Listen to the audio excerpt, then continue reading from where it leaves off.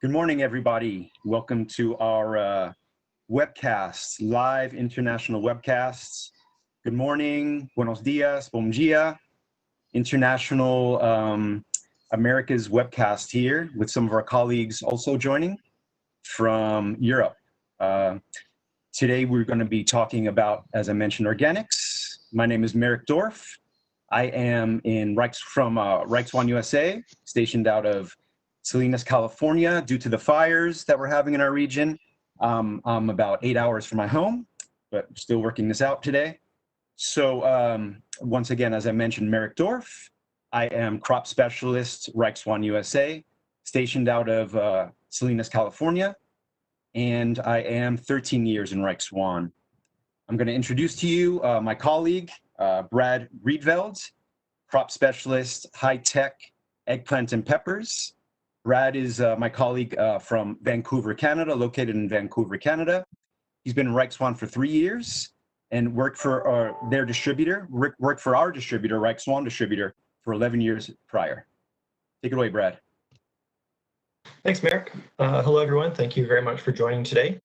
I just wanted to introduce the next moderator today is Alfredo Noriega. He's a sales representative at Reichs1 in Mexico, located in Querétaro. And he's been working with Reichs1 for about a year. And I'll just pass to him. Gracias, Brad. Yo les voy a presentar a Alejandro Ochoa. Tiene trabajando 3 años en la compañía como representante de ventas y especialista en brásicas para la zona centro del país. For the central area in the country and experience in organic production in different crops. Thank you so much. Good morning, everybody. It's a great pleasure to be here with you. Welcome, everybody. I will introduce Kiki, my colleague from Guatemala. He has just started a year working with us. Welcome, Kiki. It's your turn. Good morning, everybody. I am here to introduce Perin Boss, who is the market organic specialist based in Reichs1 in Medellin, in Holland, and worked for 13 years with Reichs1, coordinating the organic program at Reichs1. Go ahead, it's your turn. Morning, bom dia. My name is Elaine. I'm talking to you from Holland. Before we start talking about the very interesting and fast-growing organic market, I'd like to share with you a short video.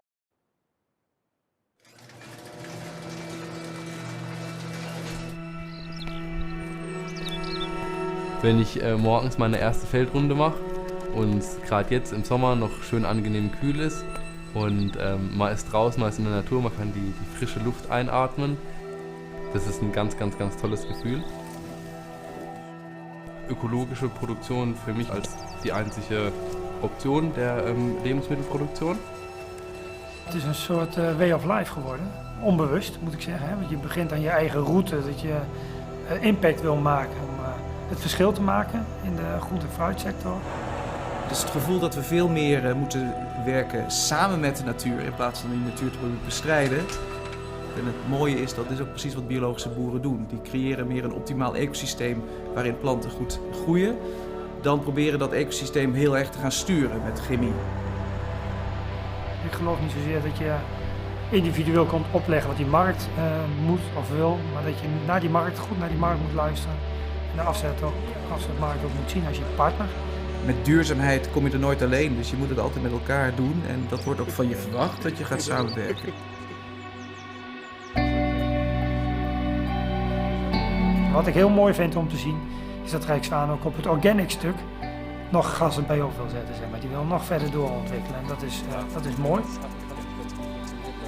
Mijn persoonlijke droom voor de sector is dat bio de norm wordt. Want eigenlijk was het altijd de norm. Maar als je het historisch bekijkt, hebben we al 10 generaties lang gewoon op een biologische manier in samenwerking met de natuur geteeld. Aber natürlich ist es ein großer, großer Wunsch von mir, dass die komplette landwirtschaftliche Produktion ökologisch stattfindet.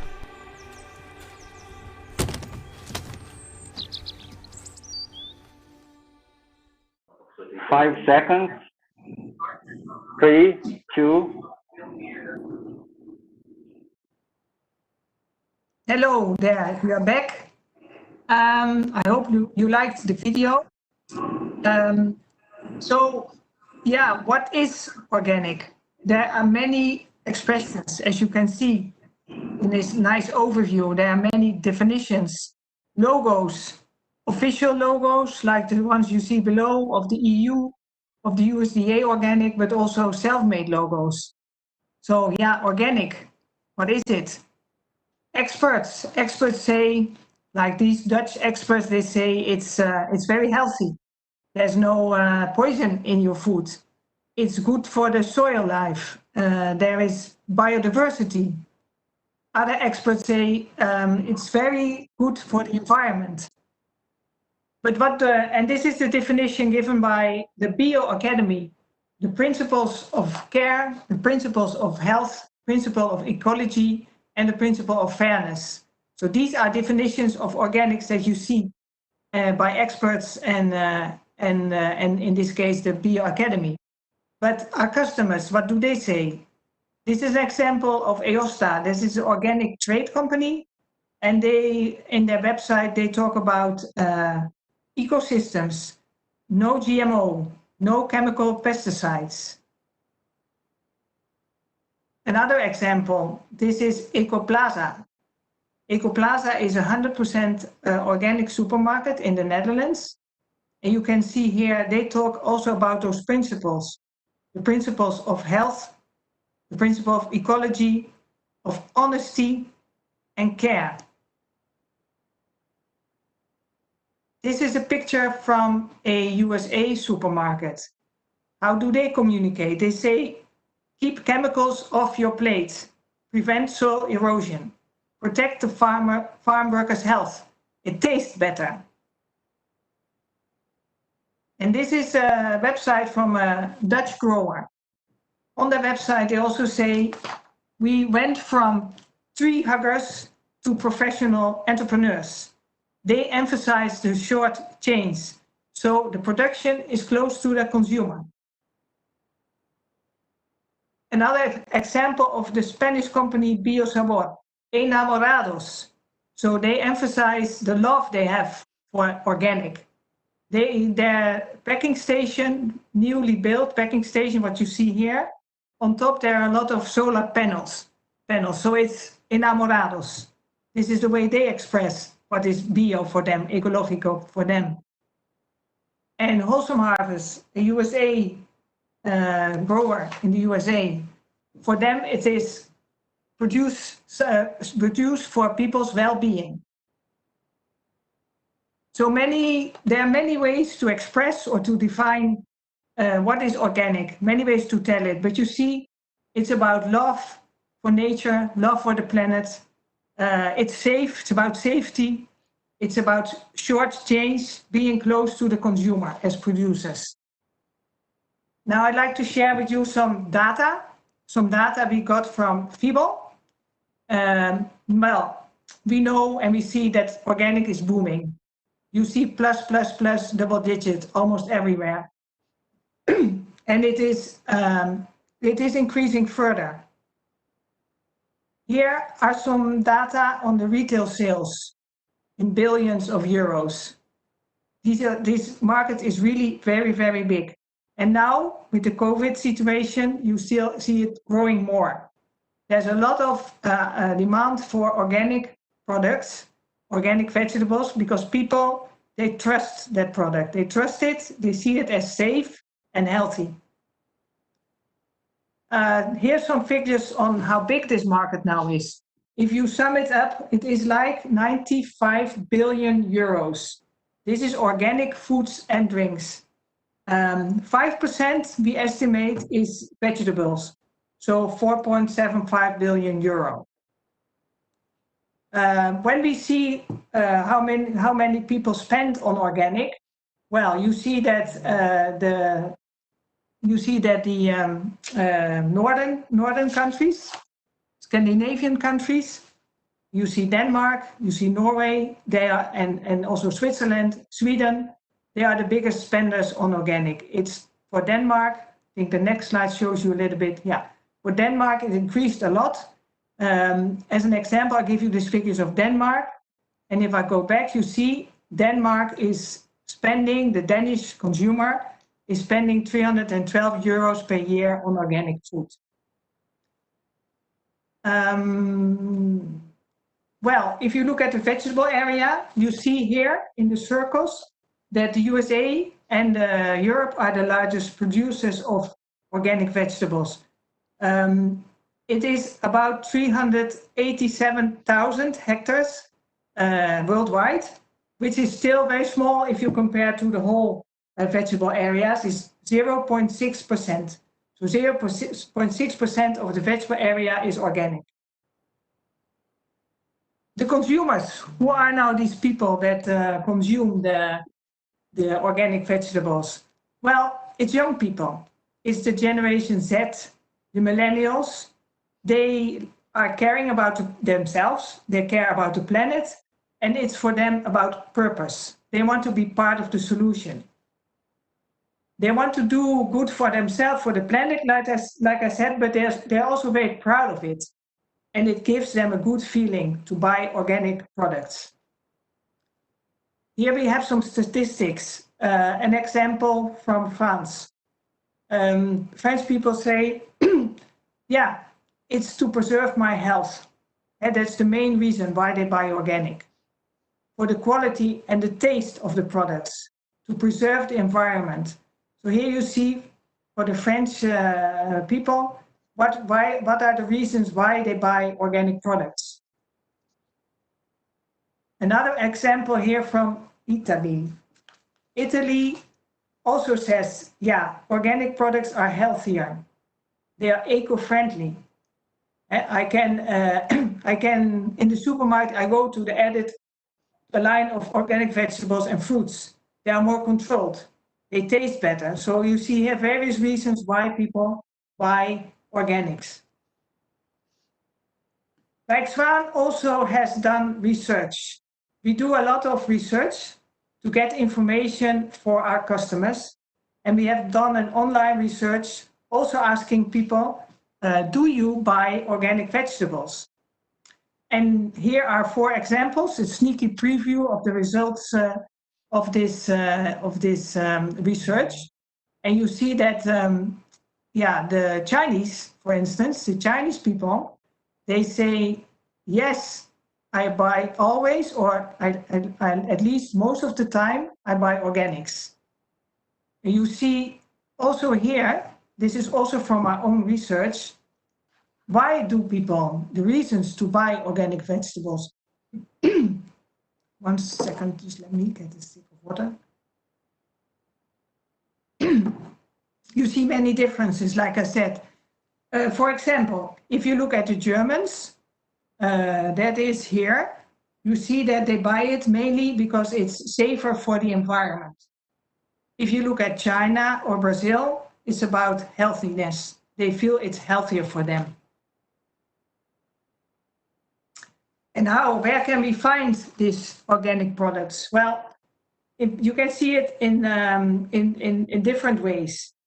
This is a picture from a supermarket where the organic products are at a separate shelf. Still, most of the people buy their organic vegetables in a normal retail, in a normal supermarket. Another way of presenting the vegetables, organic vegetables, is mixed with conventional vegetables. Some research from USA says if you want to persuade consumers that do not buy yet regularly the organic, to persuade them, this is the best way, because they see, when they look for the cabbages, they see the organic option, and they might be triggered to buy that one. There are, of course, also 100% organic supermarket. This is a picture from the Dutch Ecoplaza. In Germany, you have the Bio Company, the Denre. In Italy, Naturaci. So there are different 100% organic supermarkets also, and their number is increasing. Farmers markets are very popular place to buy your organic food, your organic vegetables. or the shop at the farm. Now with COVID also, you see that these shops that are close by are being visited a lot by the consumer. They are not, there are traffic restrictions, but you can still go on your bicycle to the neighbor to buy the organic vegetables. And of course, also this gains more popularity also now with COVID, is that you get your fruits and vegetables delivered at home. Especially in the UK, these box schemes companies, they had to close down their websites during COVID because they couldn't handle the demands anymore. And of course, online, special sites or the normal supermarkets also offer the organic vegetables, organic products online. You can order them online. How is it communicated in the store? This is a nice picture of the Wholesome Family Farms. Yeah, give it a face. Show who is the grower. Meet the grower. Storytelling. This is how supermarkets are communicating on organic. Yeah, but we still use a lot of plastic. Also in organic. But there are more and more coming up alternatives, like packaging made of plant waste. Or no packaging at all. This is a natural branding. This is like a laser that burns into the skin this logo. So you don't need any plastic, any packaging around it anymore. And this is also a nice initiative of the Eco Plaza in Amsterdam. A pop-up store. Inside, everything is without plastic. And also supermarkets offer some kind of nets that you can use in the shop to put in your products, and then you can reuse it again. You can wash it and reuse it again. So all these alternative packaging, ways of packaging are coming up. We want to get rid of the plastic. Now, about Rijk Zwaan. What is Rijk Zwaan doing for this organic market? Well, Rijk Zwaan is already active in the organic market since 1992. We started with making like an organic version of our normal assortment. So an organic version of the Trust tomato, lettuces, long cucumber. But then also we said we should have an organic version of our brands. So the Salanovas, the Sweet Palermo, My Cubies, Love My Salad is also our website where we promote eating of vegetables, is also giving attention to organic. So we made an organic version of our brands too. And we have some only for organic concepts. This was the first one, the Tasty Tiger, the striped aubergine that was promoted in Scandinavian supermarkets as the organic aubergine. And then the purple one was the normal conventional one. So for the consumers, it was easy. Oh, I want the organic one. I want this special one. I want this striped one. And we also introduced in the Dutch supermarket the Little and Fresh concept. These are smaller sized vegetables. The households are becoming smaller. So people want to have, in Europe at least, people want to have smaller vegetables. And they don't like to see them in plastic. So it's not packed in plastic, and they're small size. And this is our latest beauty. Green, red striped aubergine. It's very tasty and it looks very beautiful. We say that we are breeding for organic. What does that mean? Well, we look for the organic market, we built in resistances. My colleagues will tell you also a little bit more about it, but also about robustness, taste, quality, shelf life, and of course a good root development, as we have to grow organic in the soil. The Bondefans is a line of bonfire-resistant cucumbers. The blue leaf cucumbers that have a field resistance against pests and diseases. And of course the Premia resistance in lettuce. This is what we are breeding for the organic market. Also, we have a lot of experts. They give you growing advice. And we have an international network of experts and chain managers that are always in contact with the growers, the traders, and the supermarkets. And we have an organic website. Please visit it. It's very nice. There we share stories of our customers. We talk about our assortment. All kinds of news items are shared on the website, the organic website. Also, there's an interesting article on the COVID situation, how the organic market is growing due to COVID. And we have a nice organic movie. You saw the teaser, 2 minutes, like a summary introduction to the video. But you can have a look. I think it will be shared with you also through the social media. Packaging. We like to discuss and develop with our customers alternative packaging. Like this is an example of a nice box for snack cucumbers made of plant waste. And we also like to test our varieties with this natural branding logo. The dark skin cucumbers do very good on this with this natural branding, with this lasering. And we have our retail center in Berlin. Unfortunately now closed because of COVID, but normally we display here all new concepts, also our new organic concepts, and we do a lot of consumer research there. We are present at fairs, and the rules and regulations on the use of organic seeds are becoming more strict, at least in Europe. And also we see a growing demand of the growers to buy from us organic seeds. So we are broadening our organic seed assortment too. Well, finally, I'd like to share with you something that we have researched on the organic market in LATAM. It is a growing market. Of course, we see that it's exporting a lot still to the United States, but also we see that local consumption is increasing. And for us, really, we believe the potential is big, it's huge. This is an example of a Wong supermarket in Peru, Lima, where they have a very nice shelf, separate shelf with organic products. The Farmers Fair, Bioferia, every Saturday is becoming bigger and bigger, where farmers sell the products straight to the consumer. This is sometimes like with a self-made label. And this one, as you can see, is not doesn't have the official certification label.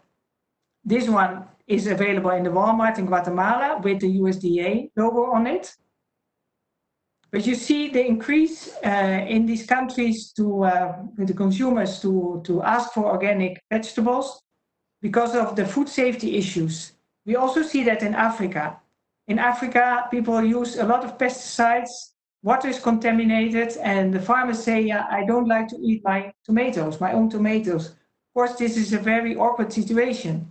So that's why people are asking more and more for organic, because they trust it. They think that is safe. And you see a lot of self-certification in these initiatives, because in many countries, the official certification is still a few steps too far. So you see here some pictures of like the Orgánico logo in Brazil. The green label is from Ghana. And the BGS system, initiated by IFOAM, that stands for Participatory Guarantee System, is a kind of checking each other. And these are steps towards the real formal certification. Thank you for your attention. Here I finished my part of our webcast, and I now give the floor to Merrick. Hi, good morning again, everyone. Once again, Merrick Dorf from Salinas, California, broadcasting from Orange County, California, due to our really intensive fires up north. If we can switch through the slides here, Helene. Thank you. Yeah, today I'll be talking about USA organic market trends and a bit about Reichswann's resistant breeding program, as Helene had touched upon, but a little bit more focused on my region. Next slide, please. Yeah, so now to start with our organic market trends. As you'll be seeing, there'll be a bit of statistics and data. So bear with me, but it's pretty interesting. So next slide, please. Yeah, so according to reports, U.S. organic food sales reached $50 billion in 2019. This being about a 5% increase when compared to 2018. As you can see, this graph ends about 2018. This is according to the Organic Trade Association, one association within the United States. During the first quarter of about 2020, organic food sales accelerated dramatically.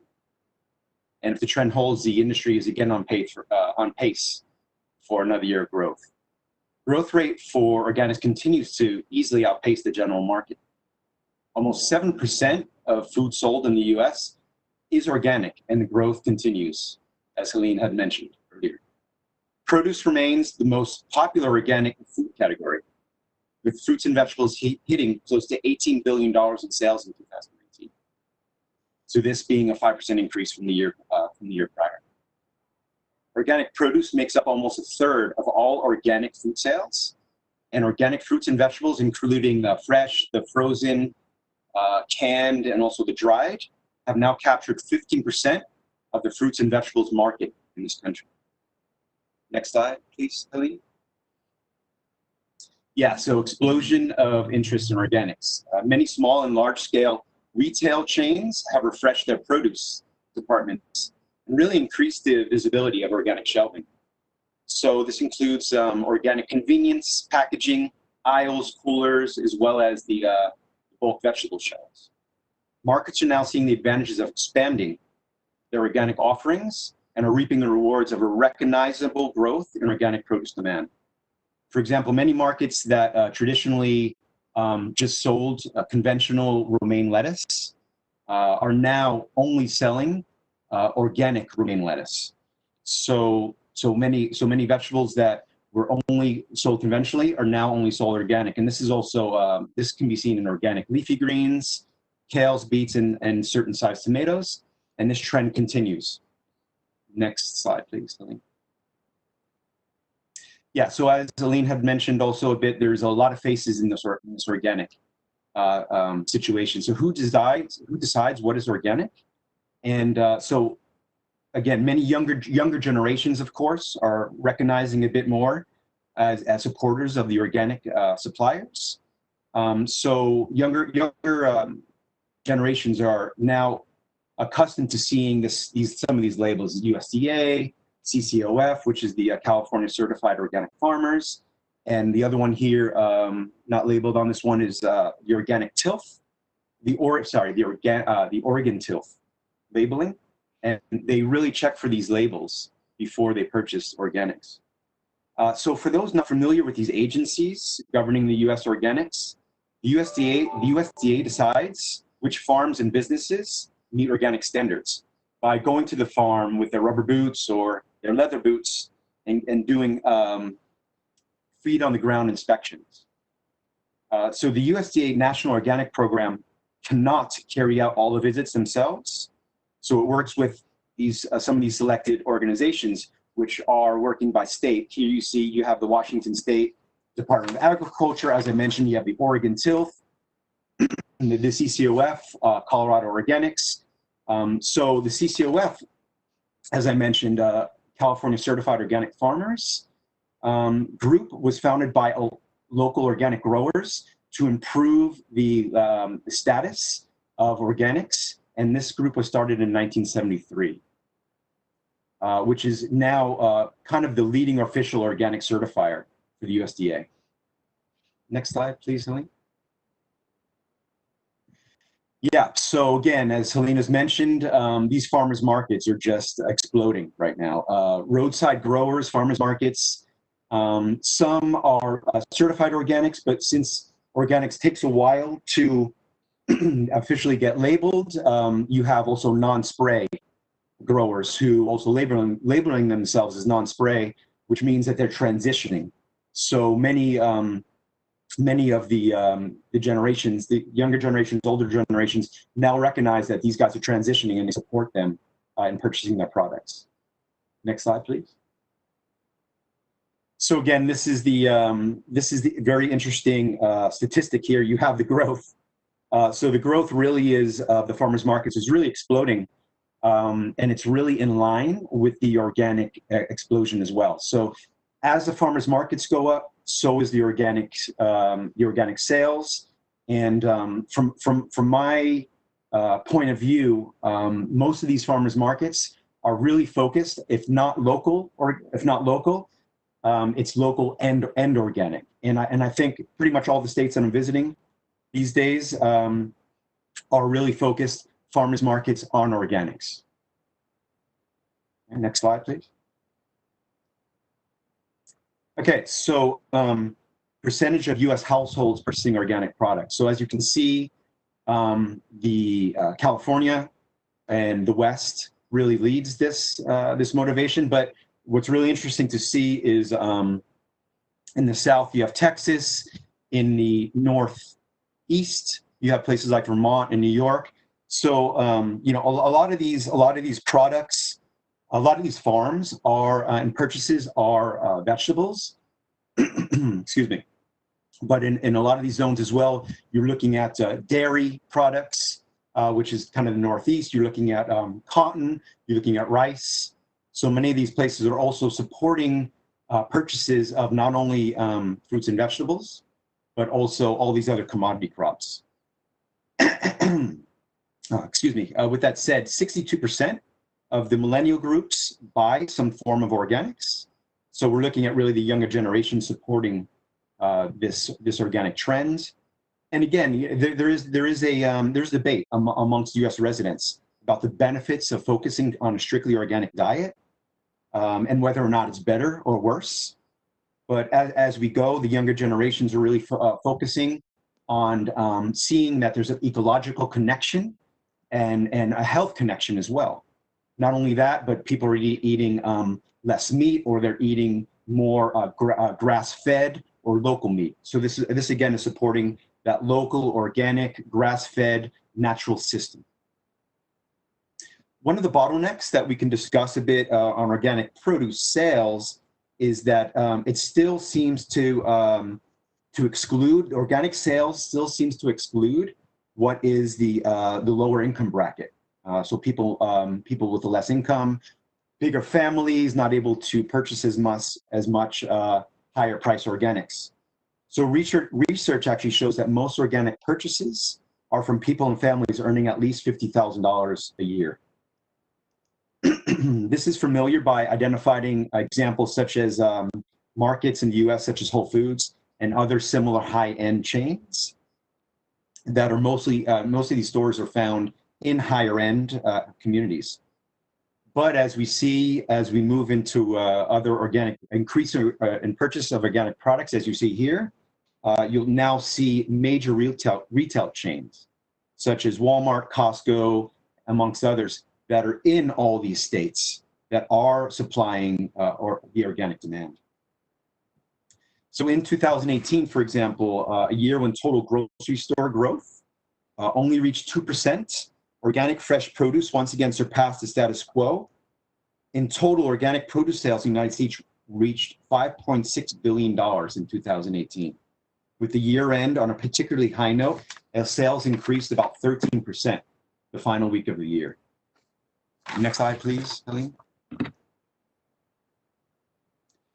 So as for specific market data of what's being sold organically, again, as Helene was mentioning in the intro, that carrots is really a big one, as well as lettuce and tomatoes. We also see here in the United States prepackaged salads, accounting for 20% of organic sales on a retail level. Again, documenting that convenience is still extremely important. And as Helene has mentioned, convenience does not mean plastic use. So we're really looking at shifting these plastics to more ecologically based packaging. Fresh produce represented 26% of total store organic sales, and a growth rate of 8.6% was on par with total store organic offering, which suggests a continued movement toward mainstream demand across product consumption. Next slide, please. Here we're looking at the top 10 organic produce items experiencing dollar growth in 2018. Blueberries, again, was a major increaser, as well as organic bananas, apples, and grapes, which all exceeded $20 million in growth.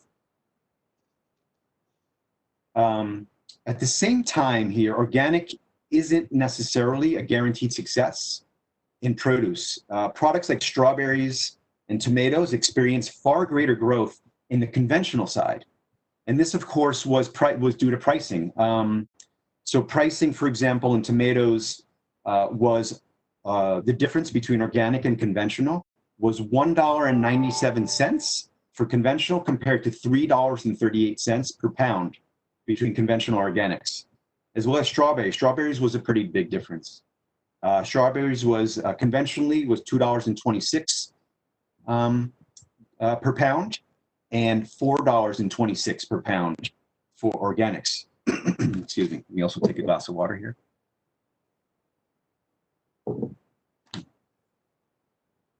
So when you compare this difference with commodities that experience a high organic growth, such as blueberries and grapes, the difference is really striking. So conventional grapes had a smaller range compared to what I mentioned, the tomatoes and strawberries. Within the, both conventional and organic were within the $2 per pound realm, and so were blueberries. So next slide, please. So in summary here, as you can see, the cantaloupe is also pretty similar in pricing. So in summary, what we're really looking at is that people really base their transfer from organic, from conventional to organic purchasing, really based around the price similarities. So as we move forward, we're really hoping to help that organic grower lower their pricing so that they may sell at a cheaper price to the market, so that eventually the purchaser will not see these huge differences in pricing. Next slide, please. Okay, the big discussion of the hour, the Corona update. And so I just want to touch a little bit more upon what Helene had mentioned, because this is also very important for our market, for our markets here. A big view change that we saw, conventional versus organic. So the general lack of food service during this period of COVID-19 did not harm organics as significantly as it did conventional produce. As the coronavirus spread, everyone remembers the stay-at-home orders, the organic food sales still increased. So organic produce sales rose 50% in the early days of kitchen stocking and the stay-at-home orders, and we're up more than 20% during this spring. So we're really seeing still a solid increase, and the curve of purchasing really went up. So despite uncertainties at the start of the coronavirus outbreak in early 2020, which is only 6 months ago, but it feels like forever, as restaurants, schools, and other institutions closed, the organic farms really was a bright spot in this COVID-19 economy. Nearly every organic category has seen year-over-year sales gains since March, when this pandemic began. And it's really based on the safety consciousness of the consumers and who've become more wary about who is touching their food, really driving into direct-to-consumer sales, such as the CSA. Next slide, please. I mentioned this CSA. This is known as the CSA here. It's the community-supported agricultural programs that deliver recently harvested crops directly to consumers.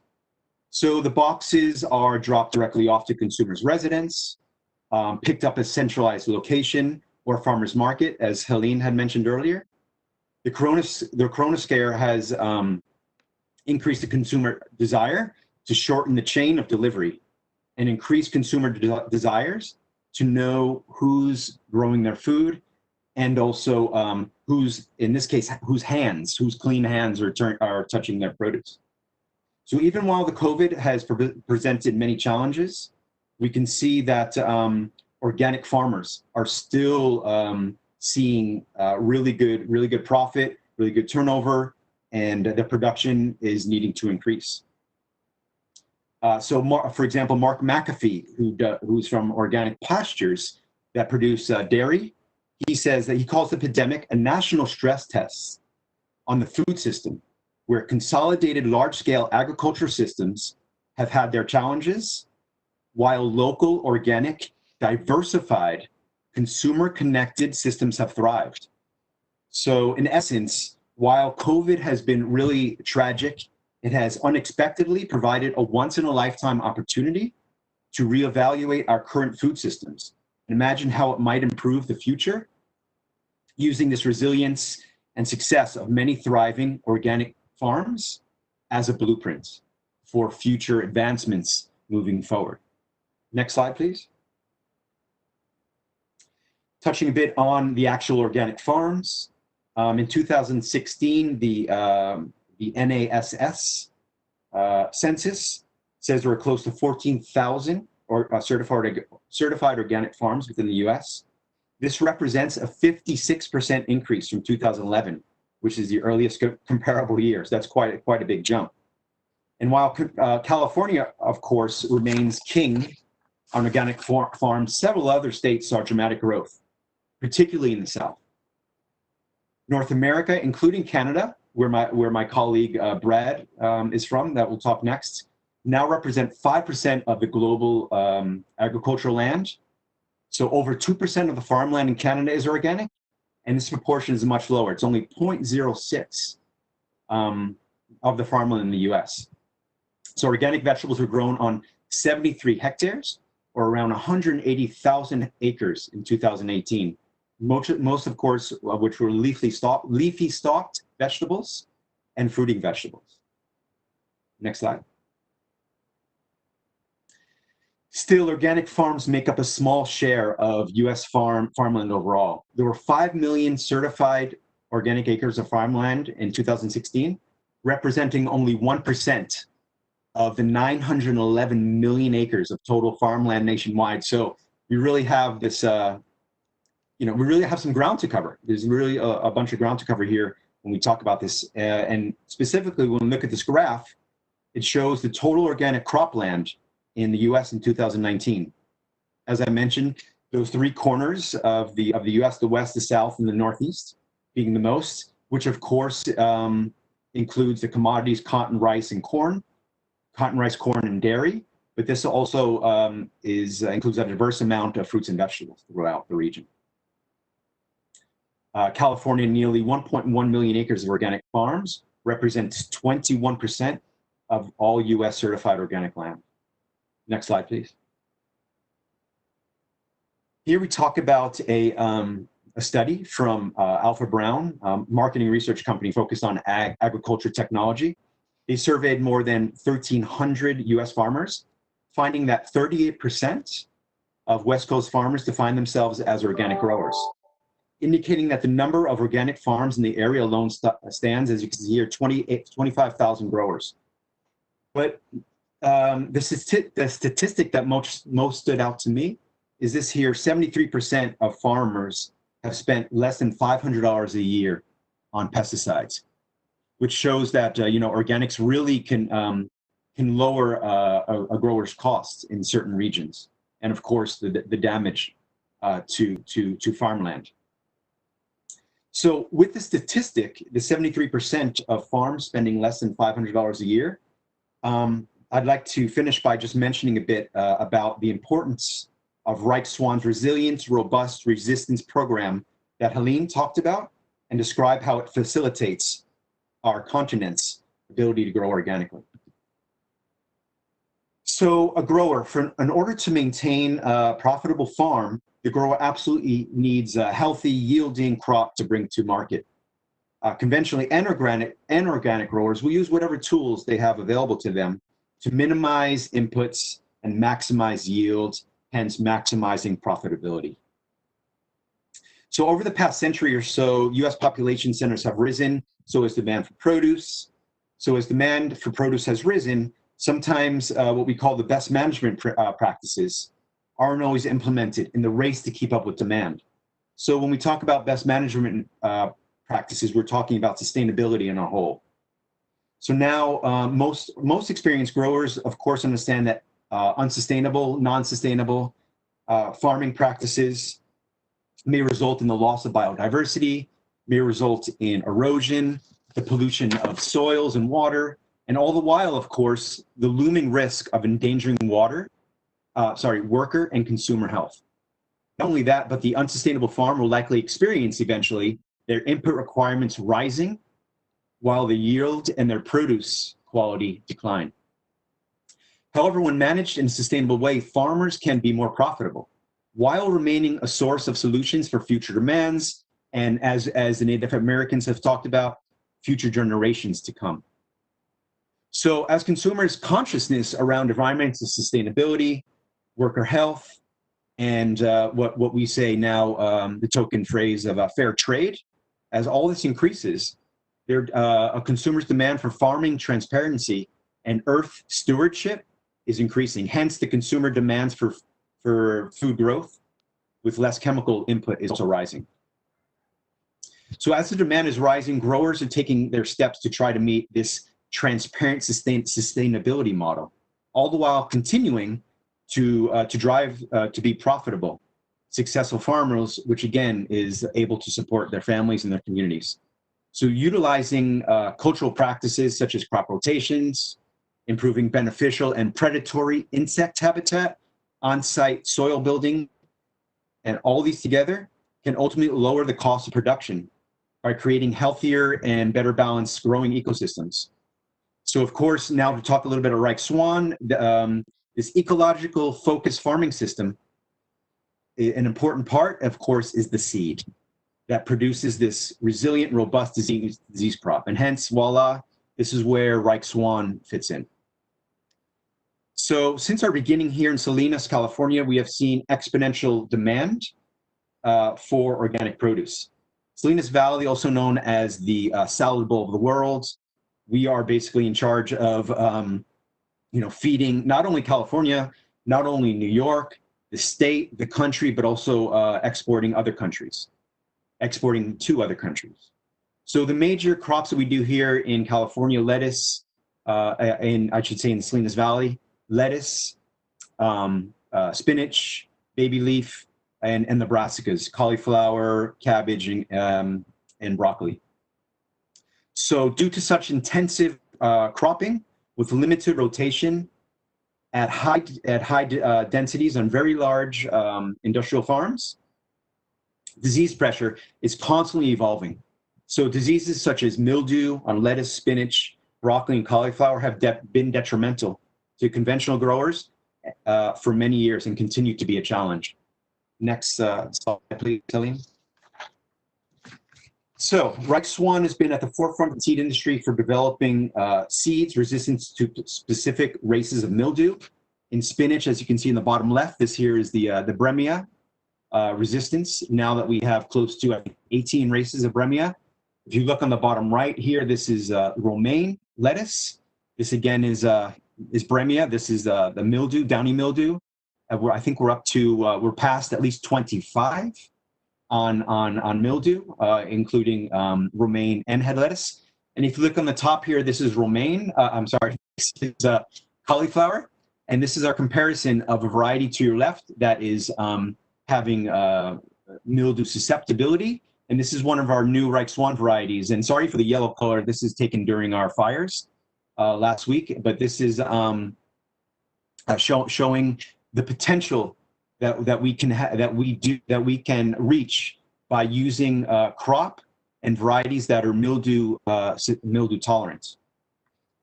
So again, romaine lettuce, Reich Swan has helped organic growers continue to grow romaine lettuce amongst other types of lettuce with development not only with mildew but also this the red aphid resistance, which we call Nasonovia. For years, organic growers without accessibility to pesticides have counted on RZ resistance breeding to be able to grow high quality organic lettuce. We've done the same with spinach. As you can see in the bottom left here, we've really been a pioneer, Reich Swan, in this mildew race to try to catch up with organic protection. If it wasn't for Reich Swan breeding in spinach, there's thousands of tons of organic baby leaf spinach that wouldn't have made the shelves, never reached the consumer. Reich Swan has helped solve many of these issues, but just to kind of sound the bell a little bit of our competitors, we've also solved black rotten cabbage, which is Xanthomonas, Rhizoctonia in radish, tomato spotted wilt virus in peppers, powdery mildew in many vegetables, and other diseases.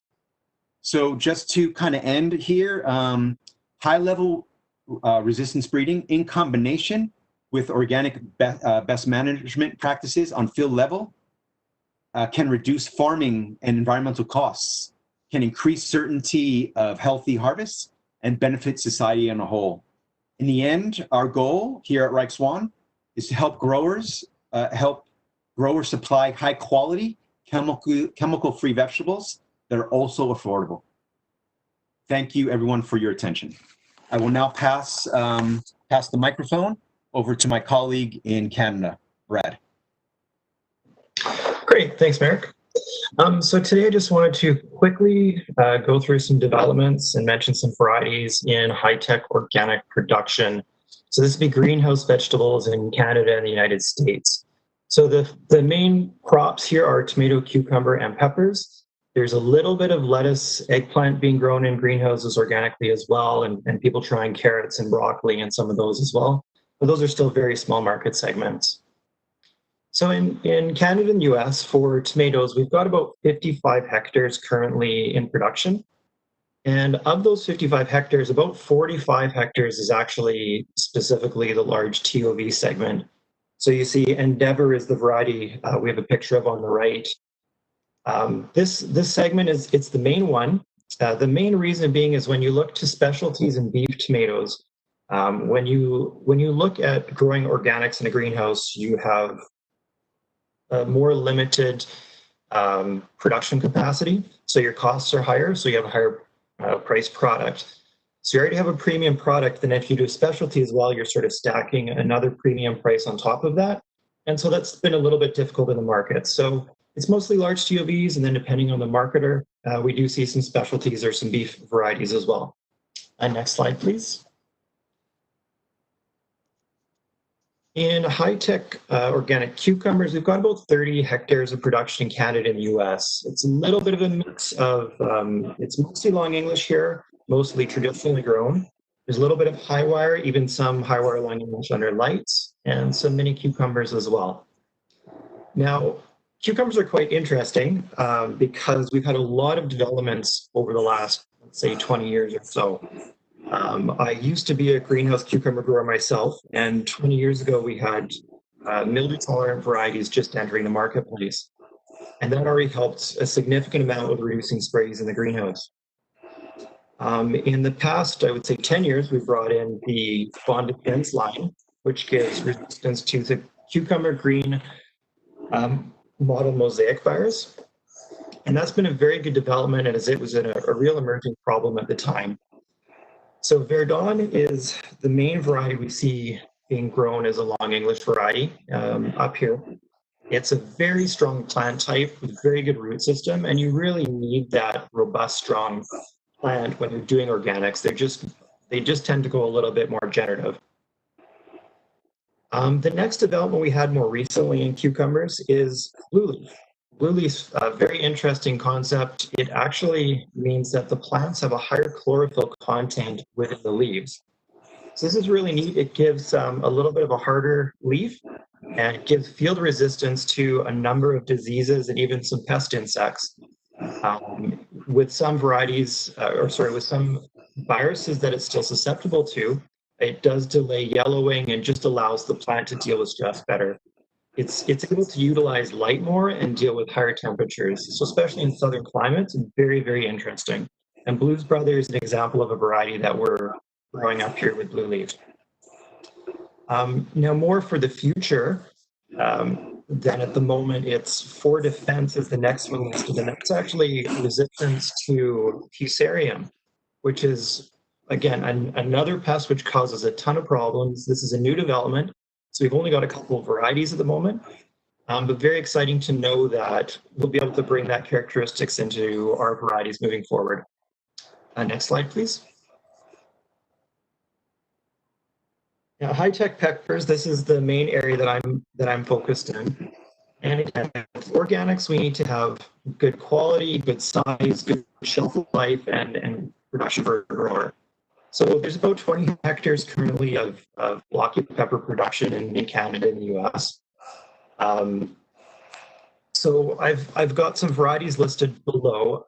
The one point I really want to make about working with organics is that it is a close partnership between growers and between Reichswan. So we're working on developing varieties together, but we also need to move varieties from, a conventional site to an organic site in order to produce seed. We need to coordinate logistics, and it's really nice working closely with growers and making sure that we're fulfilling their needs at the right time and at the right stage in their development.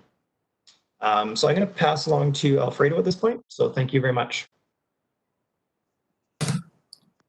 Hola a todos, pues yo soy Alfredo aquí en México y les voy a hablar un poco acerca del mercado orgánico aquí en el país. The organic market here in my country and the challenges that we face. According to the date of this company, this information service and health in Mexico, we are the 4th country that produce organic food worldwide, especially the growing of coffee, legume, and avocado. Coffee has in the surface of the total production and 9.5–10% of greenhouse surface, and avocado grows at 8.5% of the surface, concentrating all these productions in the states, in the southern of Mexico, because of coffee, and using of the central area as well in these areas. Also, there is a report that the sales in 2015 and 2017 increased 96% the organic products. And this means that we are successful in the organic agriculture in this country, but we still have to increase these in the local market. And this, I will talk about the challenges now. What we have to think when we are in this transition between an agriculture that is conventional to organic growing. And this is the real challenge. To me, the challenges to be overcome are 3. The beneficial insects, the nutrition, and the variety. Because we talk about integrated management of pests, because we cannot use chemicals. They are easy to use in the plant in order to have this managed. So we have manual monitoring, we have beneficial insects, we also have plant extracts and microorganisms. So we can really have a healthy growth, because according to the regulation, we cannot use chemicals.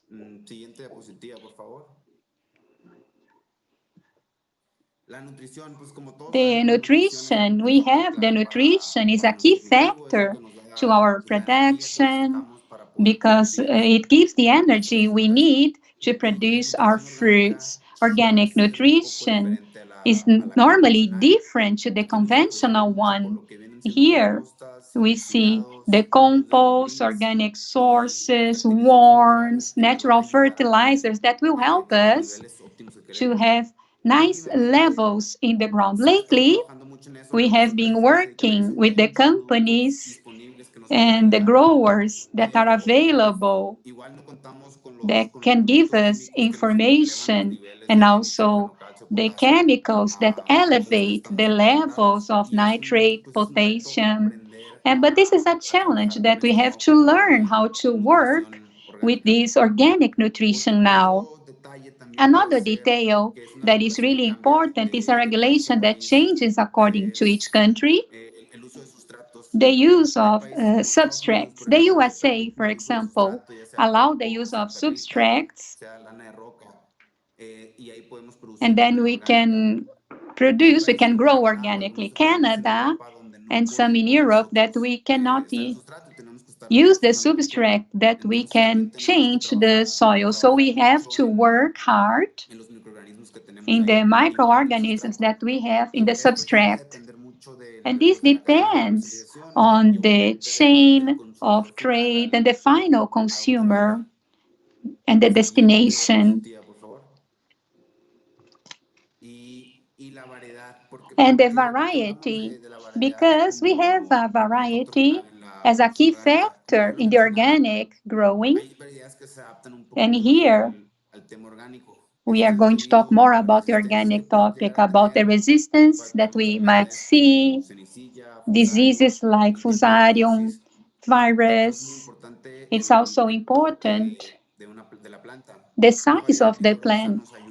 Vigorous variety help us to have better managing in the organic growing, especially in the substrate of greenhouses. The plants go better. So a good and strong variety will help us to have a longer cycle. And also the open plants help us. A strong open plant like the ones we have been using, we can control better the insects, we can monitor them better, and we can see more the beneficial insects and apply the extracts that are allowed. And that's why here we are trying to develop all these varieties so we can have a better result. For example, I have 3 varieties here. In our case, Santiana, that is resistant to virus of tomate, Fusarium, and it's a very strong plant, really open plant, so we can easily have all these applications. And also this Roma tomato and grape Trambellino. These 2 varieties of tomato are more for technological greenhouses, and the advantage is that they are resistant to virus, they are resistant to Fusarium, resistant to Tiguai that affected this area so much, and nematodes.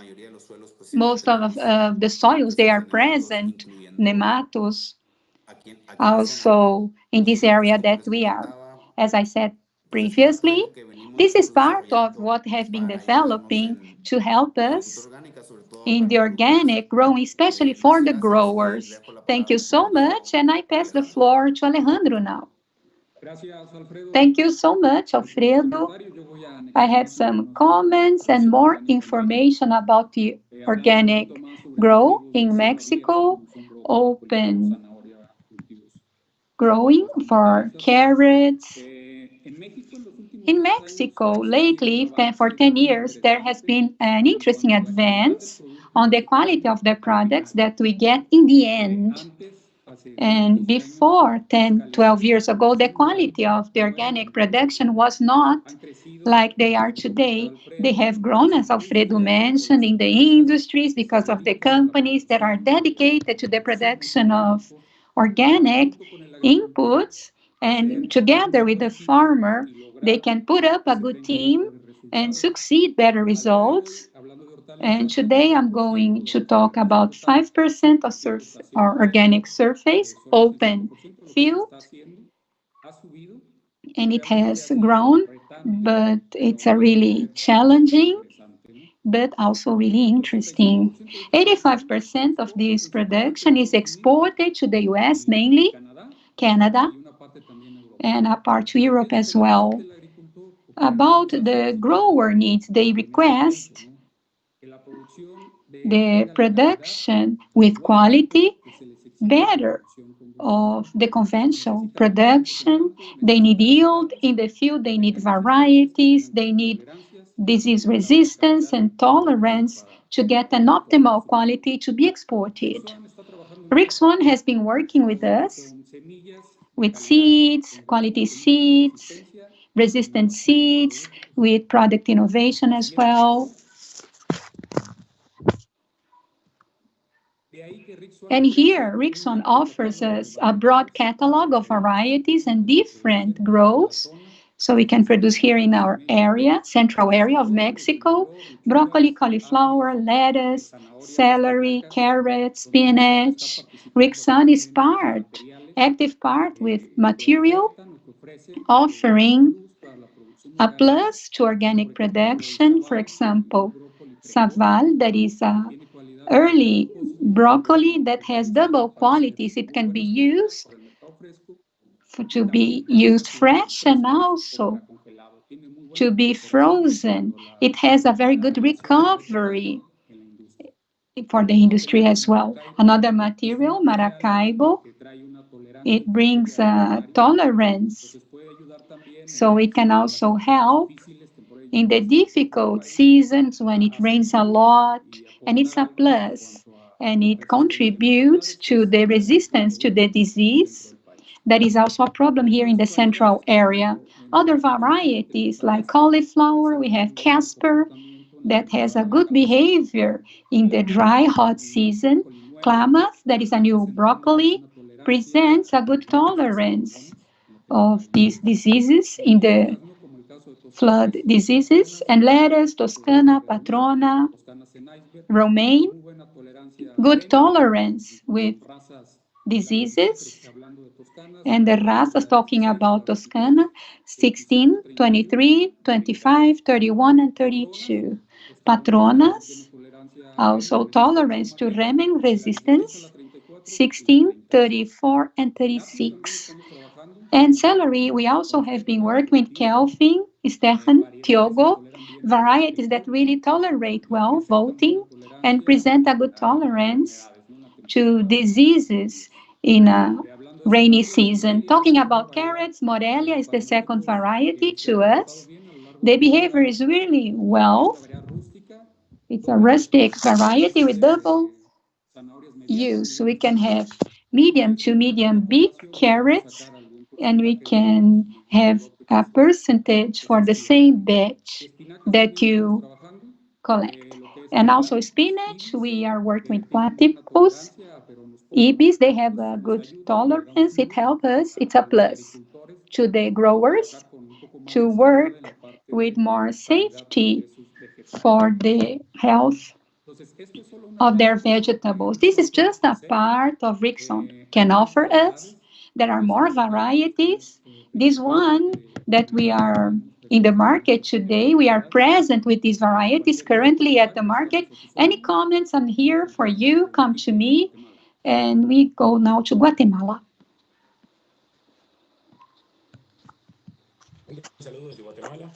Greetings from Guatemala. Let's talk now about the organic production here in the Central American, the Caribbean area, Guatemala. In fact, we see that the organic products, fresh and processed, is very dynamic. Vegetables are the biggest opportunities for business. And we see the trend of this kind of product has risen strongly, and it's expected that it grows 5 to 7 times more in the following 5 years. That's the trend that we see. We see that, as the previous lectures talked about export products, but in Guatemala and Central America, we see also increased local market consumption, and this potential for growth is really big because these are healthier products, and that's why people are interested in their health. They seek for these products. And then in Guatemala, for example, the organic production is under 1%. Agricultural area here in this is for coffee grow, but if we're talking about vegetables, it's 5% and it's going to increase in the future. We see that it's very important, all the strategies for the organic production, and Rickson collaborates in a very active way with knowledge and the use of varieties that are adjusted and high quality seeds that are necessary so we can have a good growing.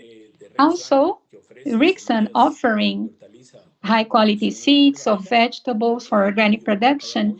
Also, there is the support of international agencies and also the universities that study and exchange information about the best practices in the organic agriculture. The definition of organic can also be combined with biological, ecological, natural, and that is a very interesting aspect, combining them, these definitions. The definition and the practice depends on the rules that are established, the restrictions, the permits to produce and market. If the standards are met for this production, and if we use high quality seeds for this kind of production, like the ones that Rickson has, the success is assured so we can have a very good organic production. Organic production is more environmentally friendly and has a big potential. That is an important point. The grower who meets these required standards, they have a better price for their products. Next.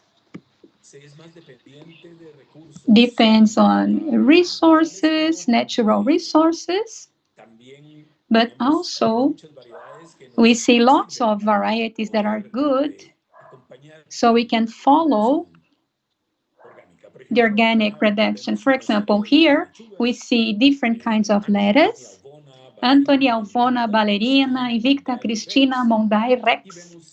And we can also see carrots, Crofton, and spinach, Ibas, and Pochar. What I mean is that in our region, in Guatemala, we have good experience of growers 100% dedicated to organic production, and they have been using this kind of varieties that helps them to increase their production. And then we see some examples. La Alvona lettuce, that is a romaine lettuce, that is high resistance to the diseases of Fusarium, is also that is strong and clean cut, so the plant can produce even in the open field or also in greenhouses. We can also see butterhead lettuce, Ballerina, with high resistance, but also the productivity is excellent for organic growing. And we can also see Batavia Invicta lettuce. It's good yield and its resistance to the disease in the root of lettuce. This helps us a lot to produce. Next. Let's see lots of kinds of lettuce, because in this region, lettuce is one of the crops that's used a lot in the organic growing. Here we can see Christine, oak leaf lettuce, high resistance to the insects and viruses, but the leaf is really good, straight, and it helps in the organic production. We also have butterhead lettuce Rex, the quality of its leaf, the size and high resistance to the diseases. It helps a lot in the organic growth. Next. Here we can see lettuce, the red ones, different colors of lettuce. We have lettuce of leaf red, like Anthony, and this Anthony has also high resistance to the disease and Fusarium. We also have the ones, if you need a stronger color of red, that is Mondai. This is a red lettuce. It's resistance, but it's also resistance to virus. Next. And here we can see no more lettuce because we have seen plenty. Of course, we want more, but these are the ones that we use more in the organic production. We have Crofton carrot, and Alejandro talked about it. Crofton here is a carrot that is really good yield. We do not talk about resistance, but let's talk here about the production, the growing of this carrot. Multi-use, it's uniform, and it's sweet, flavor, good internal color. So it's useful for the fresh market use, or you can have bunching or snacks. And the cylinder shape is very beautiful. You can have it a smaller size, like a mini carrot, or bigger if you want to achieve a different market. As I say, as my colleagues mentioned beforehand, not only the resistance, but also the ability of all these varieties to produce a good crop.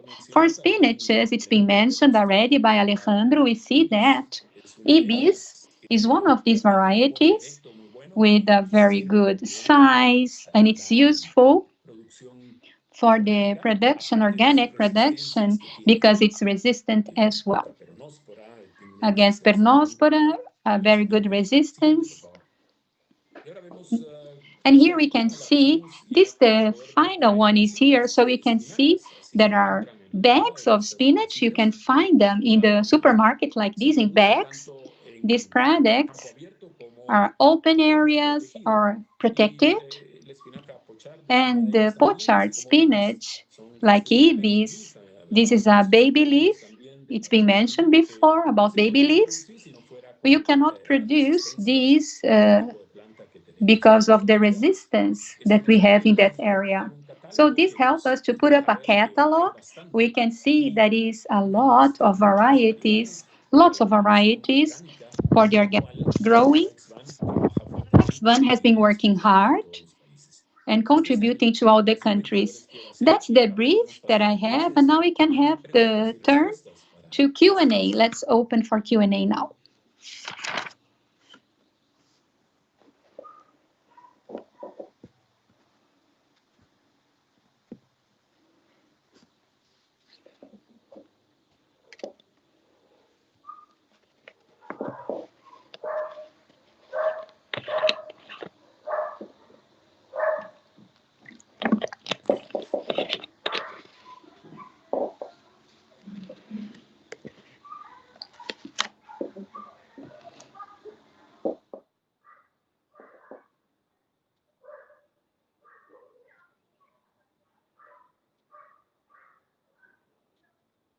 I don't know if I'm muted.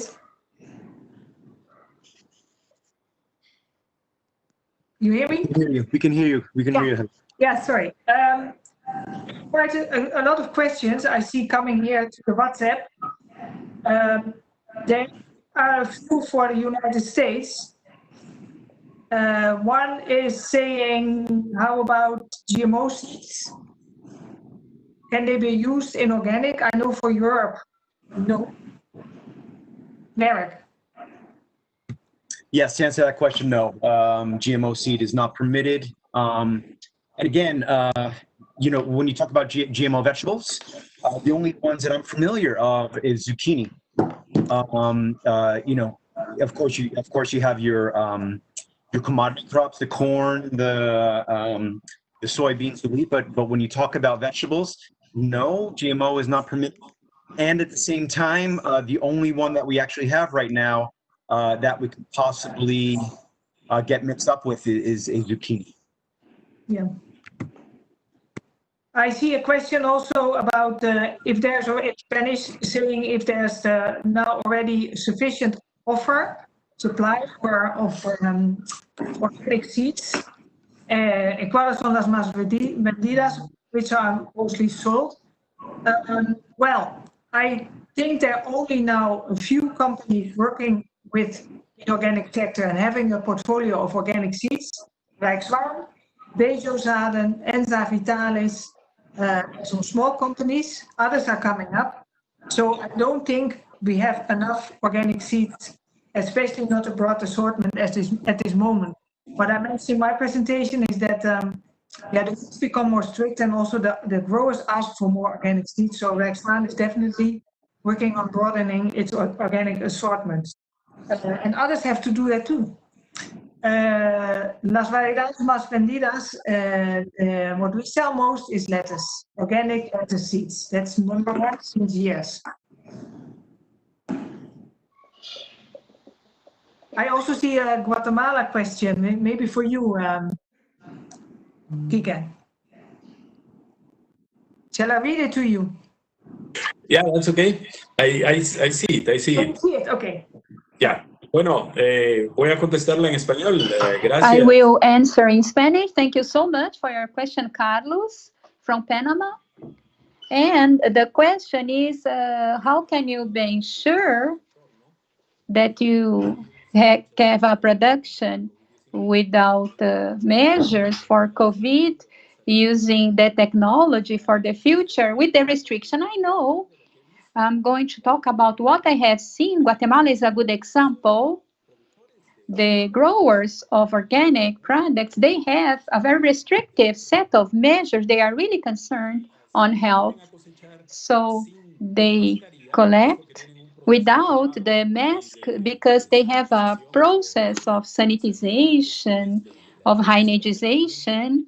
But normally, the grower puts on his mask, of course, so the plants get into the process well and safe. There is also growers that produce not for the processing market, but fresh products. And then they put in boxes, cardboard boxes or bags, and the recommendation is to wash up their product to give it safety on its size of production, to say, it's health, it's clean. So they clean up with water and soap, and it's perfect, no problem here. And that's the answer that I can give you to your question. Thank you so much. Great. Very good. There are some questions from Brazil. Let me look at one. The first one is one person wants to know about the potential for the government to stimulate organic production. I think that's a very good idea and also a very good question. We have done in the Netherlands this like 5 or 10 years ago. The Dutch government supported growers in with a little bit of subsidy to convert to organic, and that helped a lot. Also, there's a debate going on now in whether or not we should lower the tax on or no tax on organic vegetables. So the price difference between conventional vegetables and organic vegetables is becoming less to stimulate consumption. I'm not from Brazil, so I don't know what your government has in mind, but I would suggest that to your government to take these measures. The other one from Brazil is related to Rijkswaan. If we have a deadline, if we are ready for the organic seeds to sell in Brazil, yes, we are ready. I mentioned already that we are broadening our portfolio. We do offer Semillas Orgânicas for Brazil's organic seeds, also for Brazil. So as long as we meet all the requirements and we can export the seeds from the Netherlands to Brazil, then we are ready to supply this to your market.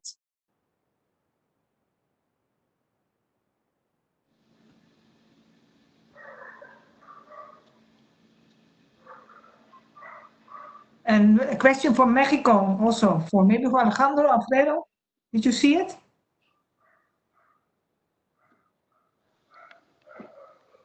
I didn't saw the question, but can you read it to us? No, here it is.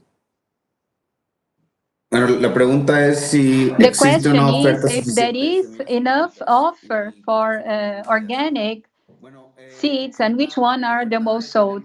Yes, there is offer. We have breeds of lettuce that is organic, and here we have, when the grower has, we need to know about their needs for organic seeds so we can contribute, and also using seeds without treatment. The growers have this problem, but there are regulations in the US where we export the most amount of vegetables, and the grower has to increase the percentage of organic seeds that they use, but they need to treat. So the growers, when they need the seeds, we have seeds to give them. I do not know if Alejandro, if you would like to say something on top of that. Yes, I do.